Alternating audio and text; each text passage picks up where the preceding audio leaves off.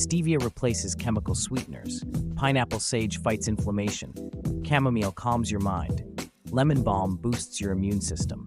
These herbs are more than plants. You can grow them even in the dead of winter.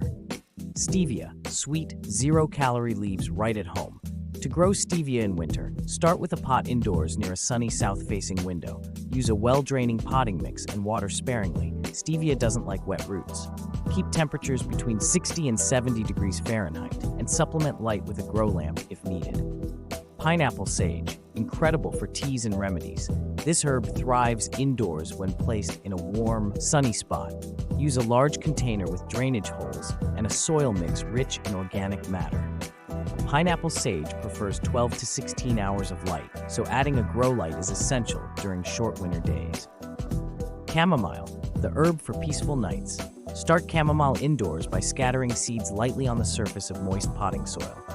Cover the seeds with a thin layer of soil and mist regularly to keep the topsoil damp. Chamomile grows best in a room that's around 60 and 70 degrees Fahrenheit. Place it under a grow light or on a windowsill with morning sunlight.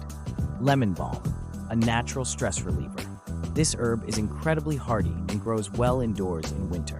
Plant it in a pot with nutrient-rich soil and ensure it gets bright indirect light for at least 6 hours a day. It can tolerate lower light levels, but adding a grow light ensures healthier growth. Keep the soil slightly moist but not soggy. Winter brings unique challenges, but these herbs are resilient.